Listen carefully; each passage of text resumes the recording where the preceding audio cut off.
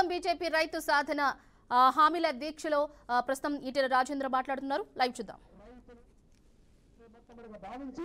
ఇవాళ దేశవ్యాప్తంగా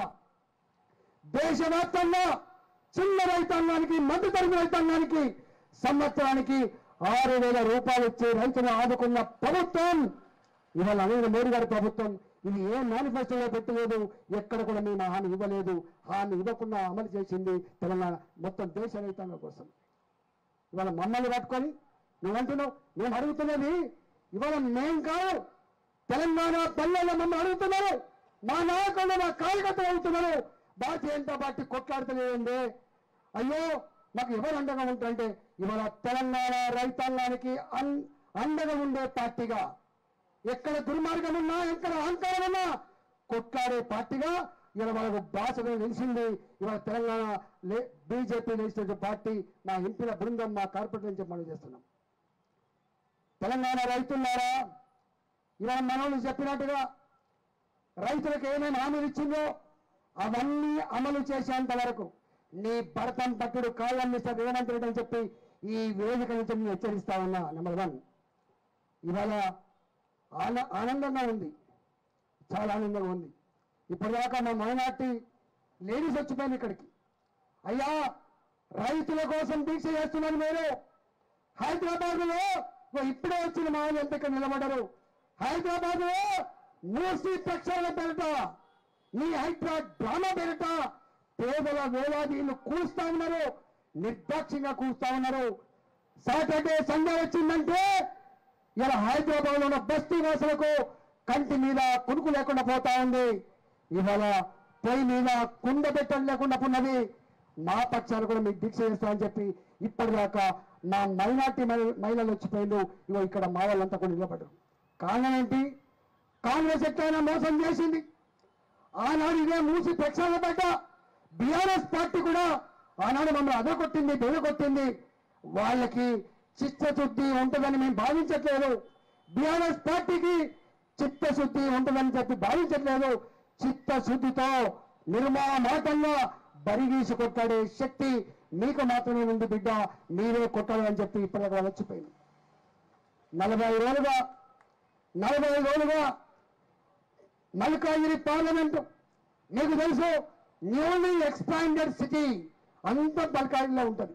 భారతదేశంలో 38 లక్షల ఓట్లు కలిగి, తెలంగాణ మొత్తం జనాభాలో 1/8 పాపులేషన్ కలిగి, 100 చెరువులు కలిగి, ఆ 100 చెరువులని కళ్ళారా చూస్తున్నా ఎక్కడ కూడా ఇవాళ చెరువులలో మంచినీళ్ళు లేవు, ఈత కొట్టడానికి అనువుగా లేదు, మా సాకిరేవుకు అనువుగా లేదు, చేపల పెంపకానికి అనువుగా లేదు. ఆ చెరువులన్నీ కూడా ఇవాళ మొత్తం డ్రైనేజీ కంపెనీలతో నింపుకొని పెట్టింది తప్ప ఎక్కడ కూడా చెరువులలో మంచినీళ్ళు లేవు. ఆ నీళ్లు బోర్లలో, బావులలో, భూగర్భ జలాల కింద వస్తే ఆ నీళ్లతో అన్నం వండుకుంటే పచ్చగా అవుతుంది, రోగం వస్తుంది తప్ప ఇలా వాటర్ బాడీస్ పక్కకుంటే, వాటర్ బాడీస్ ఇల్లు ఉంటే ఇవాళ సుఖంగా ఉంటామని చెప్పి భావిస్తాం, ప్రశాంతంగా ఉంటుందని భావిస్తాం. కానీ వాటర్ బాడీస్ పక్కకున్నటువంటి ప్రజలకి ఇవాళ దోమలు, ఈగలు, దుర్గంధం, రోగాలు తప్ప ఇవాళ ఏమి లేదు. నేను అంటున్నా మిస్టర్ రేవంత్ రెడ్డి, నీకు అధికారం నెత్తికెక్కిందని ఎందుకంటున్నా? నేను ఇక్కడ ఎంపీగా ఉన్నా, ఇక్కడ అనేక మంది ఎంపీలు ఉన్నారు, ఇక్కడ ఎమ్మెల్యేలు ఉన్నారు, పార్టీ ఉన్నారు. ఇంత పెద్ద నిర్ణయాన్ని ప్రకటించే ముందు, ఇంత పెద్ద నిర్ణయాన్ని తీసుకునే ముందు కనీసం మా కార్పొరేటర్ని, కనీసం ఎమ్మెల్యేలని కానీ ఎంపీలు కానీ నువ్వు సంప్రదించినవా? అక్కడ ఉన్నటువంటి కాలనీ పెద్దలను కానీ నువ్వు సంప్రదించే ప్రయత్నం చేసినావా? నాకే అన్ని తెలుసు. నాకు తెలిసి ఈ ఇల్లు కూలగొట్టే, పేదల ఇల్లు కూలగొట్టే నిర్ణయం క్యాబినెట్ లో కూడా చర్చించలేదు, ఏ మంత్రితో కూడా ఆలోచన చేయలేదు. నిన్న ఒక ఎమ్మెల్యే గారు మాట్లాడిండు. ఆ ఎమ్మెల్యే గారి మాటలు వింటే ఎమ్మెల్యేలతో, కాంగ్రెస్ పార్టీ ఎమ్మెల్యేలతో మాట్లాడకుండా నిర్ణయం తీసుకున్న వ్యక్తి ఇవాళ రేవంత్ రెడ్డి. అంటే గింత అహంకారమా? నాకు గుర్తొచ్చింది, ఎమర్జెన్సీలో ఆనాడు సంజయ్ గాంధీ టర్కుమని గేట్ దగ్గర వేలాది పేదల ఇల్లు కూల్చివేసి ఆనాడు ఆ పేదలకు ఇల్లు లేకుండా చేసి ఆ పేదల ఉసురు పోసుకున్నాడు. ఇవాళ టర్కమని గేట్ దగ్గర కూలగొట్టిన గుడిసెల జాగల్లో ఏం చేసిన సంజయ్ గాంధీ మారుతి కంపెనీకి జాగా కట్టించిన చరిత్రని పుణికిపుచ్చుకున్న ఆచరిస్తున్న నాయకుడు ఇవాళ రేవంత్ రెడ్డి అని చెప్పి మనం చేస్తాం.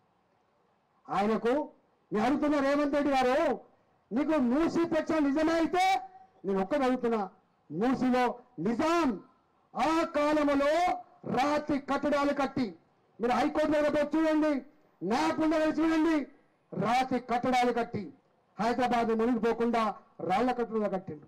నేను అంటున్నా మూసీ ప్రచారం నిజమే అయితే నేను కూడా సిమెంట్ కాంక్రీట్ తో 6 నెలల్లో ఏడాదిలో మొత్తం మూసీకి సిమెంట్ కాంక్రీట్ గోడ కట్టే టెక్నాలజీ ఉంది. నువ్వు రా, ఆ పని చేసే ప్రయత్నం చేయి. కానీ నీ ఉద్దేశం అది కాదు సుమా, నీ ఉద్దేశం అది కాదు. ఇవాళ మా పనిగిరి వాసికులకు వచ్చిందో, మా పనిగిరి కాలనీ వాసికులకు వచ్చిందో, వాళ్ళని 600 ఫీట్ల 600 మీటర్ల పైన